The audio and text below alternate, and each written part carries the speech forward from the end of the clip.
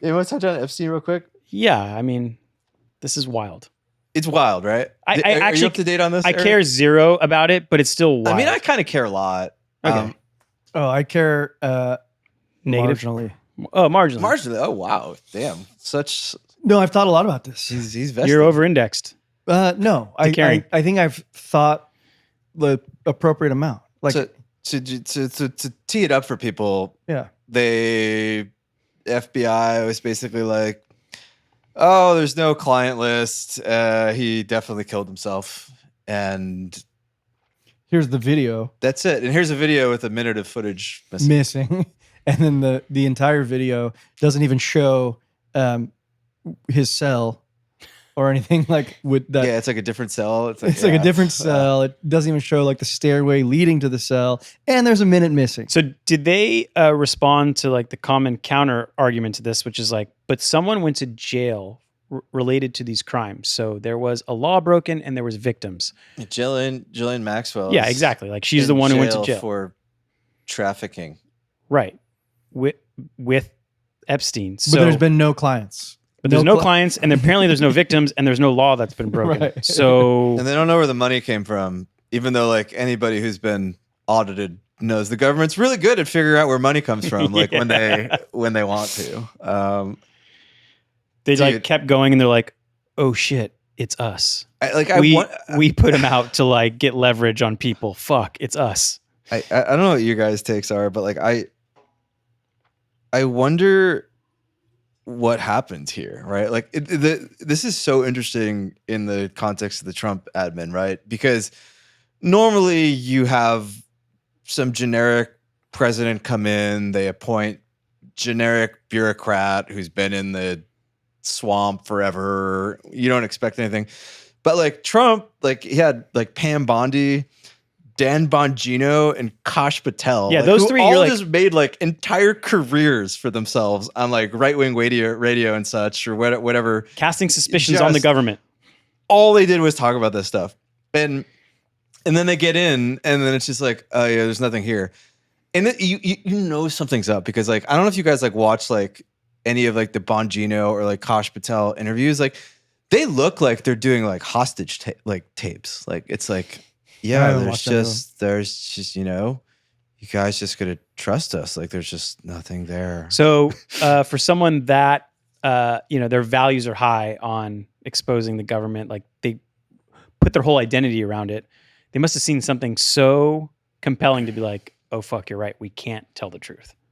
Right? That's like the easiest next thing to conclude. Or you have stuff that, okay, so here's like one of the problems with Grok, right? Because like everybody's like stuff like this happens, and like everybody's like on the internet, their first reflexive reaction is like, Israel, it's fucking Israel, it's Mossad, right? But then you look at like Kash Patel and like you dig into his bio, and it's like, Kash Patel, oh, he's dating a hot 23-year-old former like IDF Israeli who works at PragerU, and you're like, God damn it. Yeah, but every like 20-something-year-old was in the IDF. So like, and I'm sure she's just dating this ugly ass motherfucker twice her age because he's bro, this guy does not something. deserve these shots. You know, he's like, just standing there.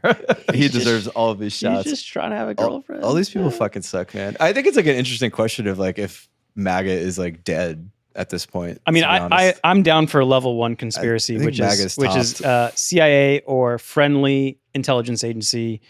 He was like an agent, and his job was to literally get compromat and leverage, and and learn about them, and then they would. What do you think the odds are that he was a Mossad operative? High, over 50%. Very high, right? Over 50%. It's for sure over 50%, right?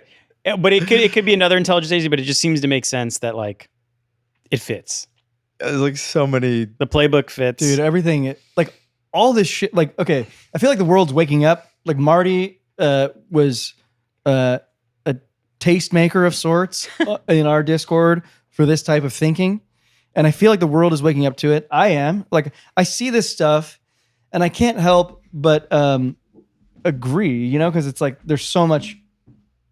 I don't know. There's so much quote unquote evidence or like reasons to believe that these conspiracies are true, which I mostly do now. But I am also counterbalancing that with like, well, what the fuck am I going to do? Like, why the fuck do I care? These people don't bother me, and like they don't bother any of us. Let's be honest. That's a slippery slope to just like taking the blue pill and living in the Matrix. I totally understand that. No, I'm Well, with the Eric. robots Like, use you as a fucking I battery. like Eric's stance. It's like, cool, I believe that, but like, it's not going to affect my day-to-day life. Like, I'm not going to walk around grumpy it doesn't and affect your day-to-day pessimistic life about it. until it does, and then there's nothing you can do about it anymore because you're just completely giving up all control. No, I agree with that. I completely agree.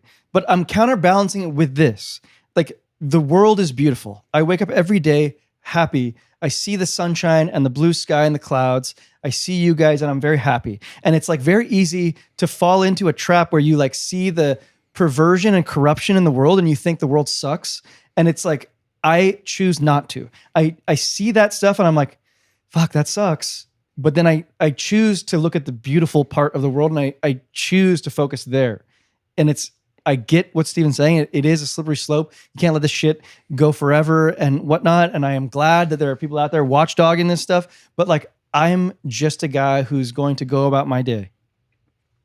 I agree with most everything you said there, but it's the fact that the world is so great and beautiful that like it's worth like fighting for it and like caring about it. I completely agree. You can't just like take that, dude. Like, for granted. How about like 9/11? Like I once said this to my dad. I said in Trump's first presidential campaign or his first administration, when do you remember when he came out holding the Bible? Yes. Like in front of the church? Yes. And there was like the National Guard out there and stuff. And I was like, is he going to start firing? Yeah. I don't know. He didn't do that. But I was thinking like, if our government starts firing on our citizens, I'm going to go fight against our government. And then I said that out loud. And now I see maybe things like 9/11 that are like maybe an inside job. And I'm like, shit, the government has already been doing that. And I'm not fighting. But I said I would. But I also just want to live this life of like, life is beautiful. So I'm like in this like inner conundrum, but I'm still choosing like this shit is not for me.